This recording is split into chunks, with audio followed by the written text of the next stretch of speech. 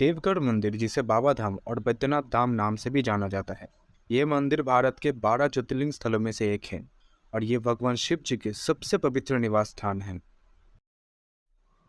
बैद्यनाथ ज्योतिर्लिंग को कामनालिंग भी कहा जाता है और ये एक सिद्ध पीठ है। सभी 12 ज्योतिर्लिंगों में से बैद्यनाथ धाम का महत्व इसलिए भी है क्योंकि ये भारत की 51 शक्तिपीठों में से एक है। यहाँ माता सती का हृदय गिरा था, इसलिए इसे हृदय पीठ भी कहा जाता है। यहाँ का श्रावणी मेला विश्वविख्यात है। लाखों शिव भक्त श्रावण के महीने में सुल्तानगंज से देवगढ़ तक 105 किलोमीटर की दूरी पैदल चल के आते हैं भगवान शिव जी के ऊपर गंगा जल चढ़वाने के लिए। वैद्यनाथ धाम को संस्कृत ग्रंथों में हरितकी वन और केतकी वन कहा गया है। द्वादश ज्योतिर्लिंग स्तोत्र में आदि शंकराचार्य वैद्यनाथ ज्योतिर्लिंग का उल्लेख किया है। पूर्वोत्तरे प्रज्वलिका निदाने सदा वसंत गिरिजासन सुरासुराराधे तपादिया पद्मम श्री वैद्यनाथन तमहा नमामि। मत्स्य पुराण में वैद्यनाथ धाम को आरोग्य वैद्यनाथ के रूप में भी वर्णित करते हैं, एक पवित्र स्थान जहाँ शक्ति रहती है और लोगों को अपने सारे असह्य रोगों से मुक्त करने के लिए भगवान शिव जी यहाँ पर खुद सहायता करते हैं। देवघर की उत्पत्ति और बैद्यनाथ मंदिर का निर्माता का नाम किसी भी लिपि में उल्लेख नहीं है, लेकिन कहा जाता है कि मंदिर के सामने के हिस्से का पुनर्निर्माण 1596 में राजा पुनर्मल ने किया था, जो गिद्धौर के महाराजा के पूर्वज थे।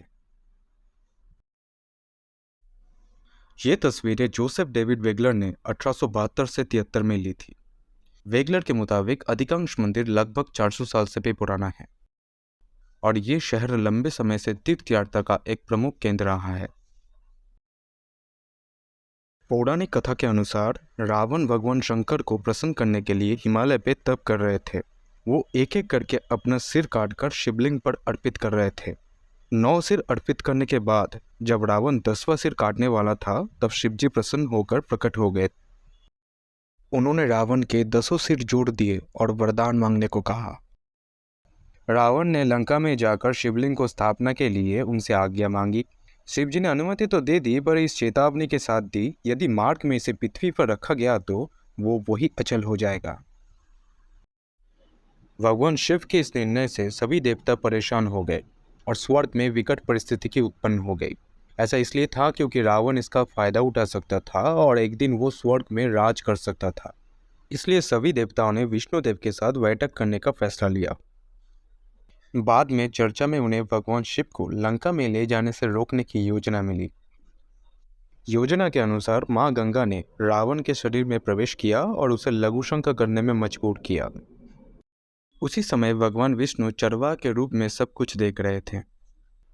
नियंत्रण करने में असमर्थ रावण ने चरवाहे को तब तक लिंग धारण करने के लिए कहा जब तक वो मूत्र त्याग नहीं कर देता। रावण को लघुशंका करने में इतना समय लगा क्योंकि उसके शरीर के अंदर गंगा बह रही थी। चरवाहा शिवलिंग को पकड़ के थक गया और उसने शिवलिंग को जमीन पर रख दिया। लघुशंका निवृत्ति के बाद रावण को हाथ धोने के लिए पानी की जरूरत पड़ी। आसपास कोई पानी का स्रोत नहीं था, इसलिए जमीन से पानी निकालने के लिए अपने अंगूठे से पृथ्वी को दबाया। बाद में इस स्थान ने एक तालाब का रूप लिया जिसे शिव गंगा तालाब नाम से जाना जाता है। हाथ धोने के बाद रावण ने शिवलिंग को धरती से उठाने की कोशिश की, लेकिन वो ऐसा नहीं कर सके। गुस्से में आकर रावण ने शिवलिंग को धरती के अंदर दबा दिया और इस तरह भगवान शिव के 12 ज्योतिर्लिंगों में से एक अस्तित्व में आया। इसलिए इसे रावणेश्वर बैद्यनाथ ज्योतिर्लिंग नाम से भी जाना जाता है।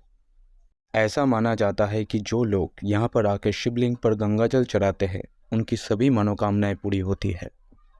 वैसे तो आपने देखा होगा कि भगवान शिव के सभी मंदिरों में त्रिशूल लगा होता है, लेकिन देवघर के बैद्यनाथ मंदिर में शिव पार्वती, लक्ष्मी नारायण और सभी मंदिरों में पंचशूल लगे हुए हैं और इसे सुरक्षा कवच माना गया है। ये महाशिवरात्रि से 2 दिन पहले उतारे जाते हैं।